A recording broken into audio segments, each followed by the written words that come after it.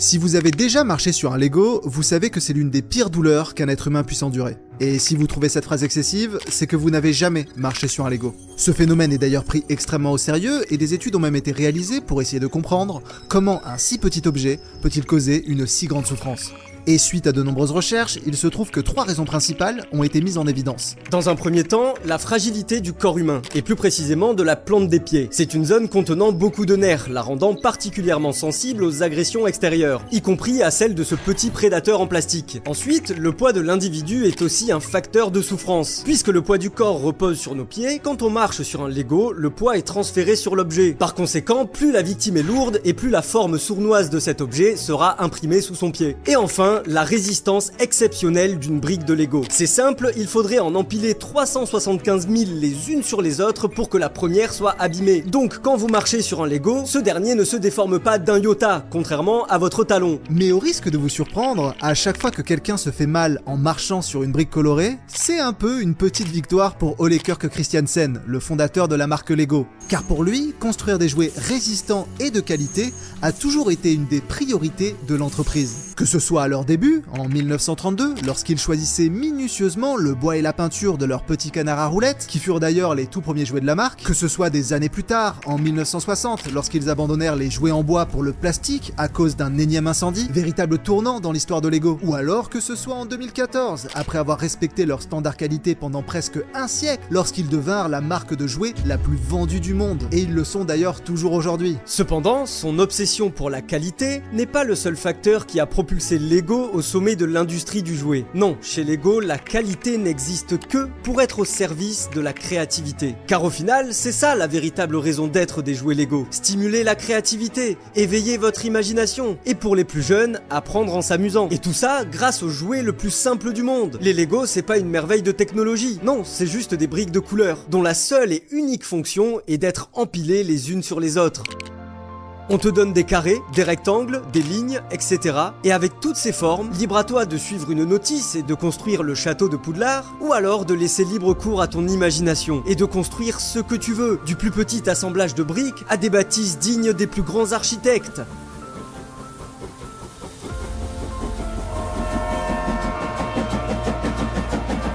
D'ailleurs, pour rester dans la démesure, il est temps de vous parler d'une émission nommée Lego Master, la compétition ultime pour tous les fans de Lego. Le principe est simple et laissez-moi vous l'expliquer en quelques mots.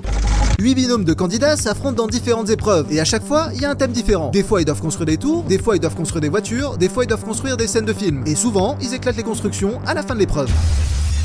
Après, il y a 2 personnes, ils se font appeler les Brickmasters. C'est eux qui décident après chaque épreuve qui reste et qui est éliminé. Par exemple, eux, ils se font éliminer au premier tour. Et eux, ils ont gagné la saison 4 ainsi que 20 000 €. Mais c'est pas le sujet.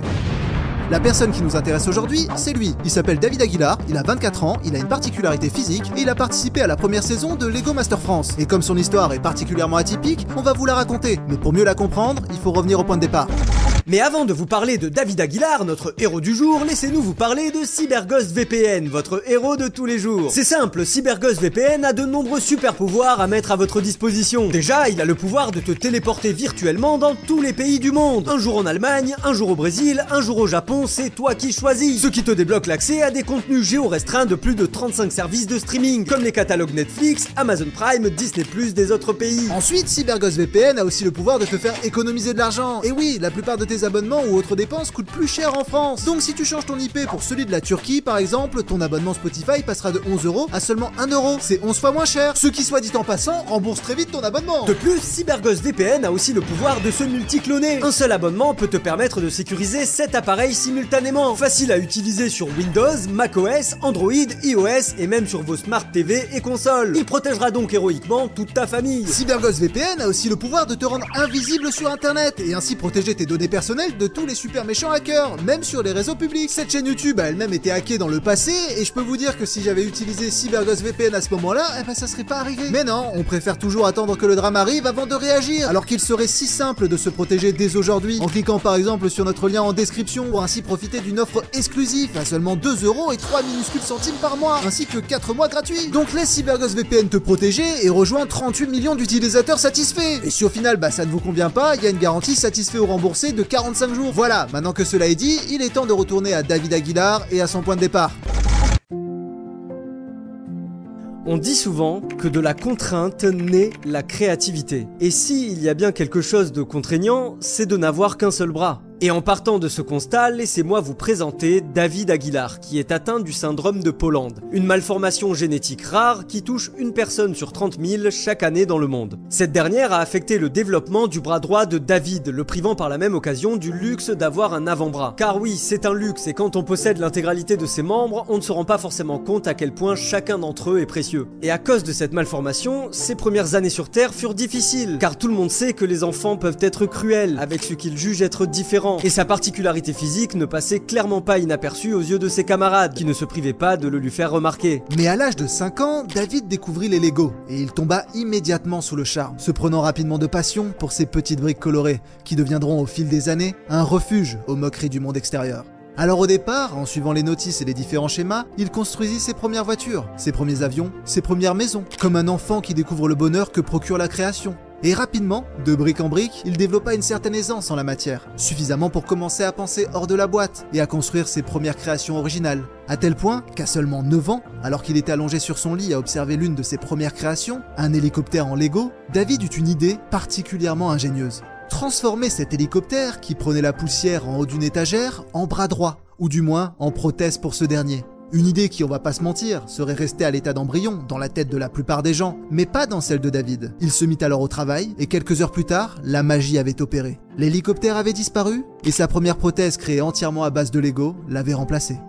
Alors oui, celle-ci n'était pas vraiment fonctionnelle, calmez-vous, il n'a que 9 ans je vous le rappelle, mais c'était les prémices de quelque chose de grand, quelque chose qui allait changer sa vie et celle de nombreuses autres personnes.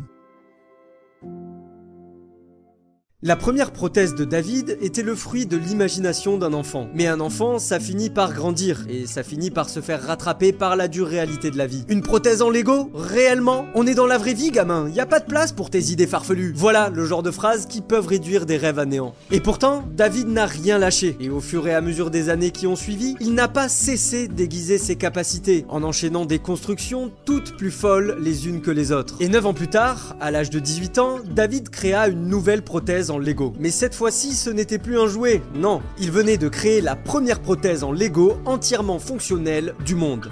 Laissez-moi vous présenter la MK1, en référence à la première armure d'Iron Man. Elle est articulée au niveau du coude et équipée d'une pince pour attraper des objets. Et tout ça uniquement à base de Lego. D'ailleurs, son invention lui permit par la suite de rentrer dans le Guinness Book des records, faisant de son point faible un point fort et transformant son handicap en source de reconnaissance.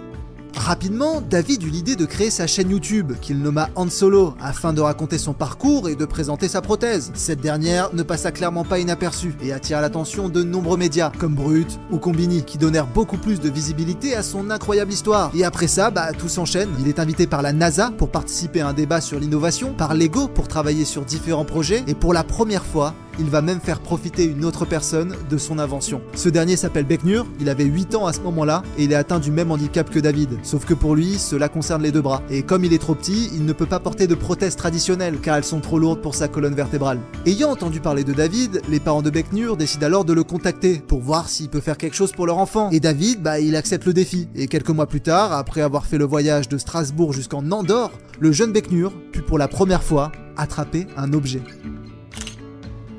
Grâce à cet assemblage de Lego au prix dérisoire de 15 €, David a pu changer la vie d'un enfant. Ce qui, en plus de toucher mon petit cœur de marbre, a fait prendre conscience à David qu'un grand pouvoir impliquait de grandes responsabilités. I'm helping someone through Lego, through my knowledge about prosthetics and through my knowledge about Lego prosthetics.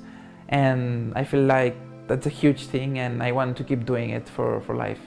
David avait trouvé sa voie. Il allait mettre ses compétences au service des gens qui en ont besoin. Et pour ce faire, il allait devoir continuer d'améliorer ses prothèses. Et c'est dans cette optique qu'il a choisi de partir en études de bio-ingénierie pour mettre toutes les chances de son côté. Sauf que le hic, parce que oui, il y a un hic, c'est que ce genre d'études, c'est pas gratuit, c'est même plutôt cher. Mais comme les étoiles semblent définitivement s'être alignées pour David, au même moment, la chaîne M6 décide d'adapter une émission télé qui cartonne en Angleterre. Une émission dont on vous a expliqué le concept un peu plus tôt dans la vidéo. Une émission qui offrira au vainqueur un chèque de 20 000 €. Et comme une suite logique à son histoire, David Aguilar fut sélectionné pour faire partie des 16 candidats de la première saison de Lego Master France. L'occasion parfaite pour lui de financer ses études, et même en cas de défaite, dans le pire des cas, de faire passer un message qu'il a toujours défendu. Un handicap n'a pas à définir nos limites. Il est possible de réaliser ses rêves si l'on s'en donne les moyens.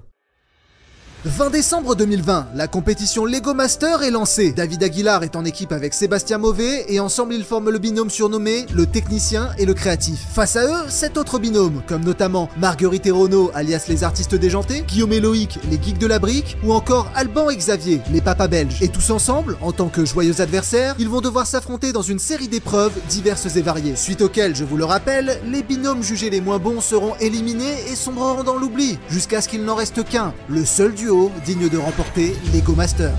La première épreuve se nomme le Crazy Park, durant laquelle les candidats vont devoir construire un parc d'attractions à leur image. La deuxième se nomme Super Héros vs Super Méchant, où ils vont devoir recréer un combat entre deux Némésis. Et à la suite de ces deux premières épreuves, le premier binôme à être éliminé est celui d'Ariana et Aurélien, surnommés les amoureux, démontrant que l'amour n'a pas sa place dans la compétition. David, quant à lui, est toujours en lice et gagne petit à petit le cœur du public. Durant la quatrième épreuve, intitulée le Mégapont, les candidats ont dû construire un pont de 2 mètres de long, capable de supporter le plus de poids possible. C'est d'ailleurs dans cette épreuve que les papas belges ont battu le record du monde de cette discipline, avec s'il vous plaît 500 kilos supportés par leur pont en Lego, faisant au passage de l'ombre à notre binôme préféré. Mais pas le temps de se lamenter, les épreuves s'enchaînent, les briques s'emboîtent, les esprits s'échauffent et les candidats sont éliminés les uns après les autres. Mais David et Sébastien n'ont jamais faibli et ont su passer toutes les épreuves avec brio, si bien que lors de l'épreuve finale, ils figurent parmi les 3 équipes restantes aux côtés des artistes déjantés et de leurs rivaux de toujours, les papas belges. Lors de cette ultime épreuve, l'objectif est simple, réaliser une construction sans thème imposé où leur imagination est la seule limite. Et ça tombe bien, parce que ça fait bien longtemps que David a transcendé les limites de son imagination. Alors, quand l'épreuve fut terminée et que les votes furent comptabilisés, le résultat du vainqueur fut enfin annoncé. David et Sébastien. Aujourd'hui, David Aguilar est étudiant en bio-ingénierie et on peut clairement dire que les Lego ont changé sa vie. Mais en réalité, c'est sa créativité qui a fait la majeure partie du travail. Les Lego n'ont été qu'un outil au service de son imagination. La liberté qu'ils offrent lui ont permis de mettre en œuvre ses idées, et ce sont ces idées qui ont changé sa vie. Les Lego n'ont été que l'étincelle qui déclenche un brasier. Et pour finir, je ne peux pas m'empêcher de faire la parallèle avec Minecraft, qui grâce au même principe donne la possibilité à n'importe qui de créer n'importe quoi. Et ce qui est marrant, c'est que de la même manière que Lego est la marque de jouets la plus vendue de tous les temps, Minecraft est le jeu le plus vendu de tous les temps. Comme si, dans un monde régi par des règles, donner à un humain la liberté d'exprimer sa créativité sans aucune limite était au final la meilleure chose qu'on puisse lui offrir. Voilà, la vidéo touche à sa fin, j'espère qu'elle vous aura plu. En tout cas, nous, l'histoire de David nous a franchement touchés, donc c'est pour ça qu'on vous l'a raconté. Merci encore à CyberGhostVPN de nous avoir fait confiance et d'avoir permis à cette vidéo de voir le jour finalement. Je vous rappelle qu'un lien est dans la description si vous voulez profiter d'une offre exclusive à seulement 2,3 € par mois, plus 4 mois gratuits finalement, ce qui est pas mal. Sur ce, moi je vous dis à la prochaine et j'espère qu'on se reverra plus tôt cette fois-ci. Voilà, ciao ciao.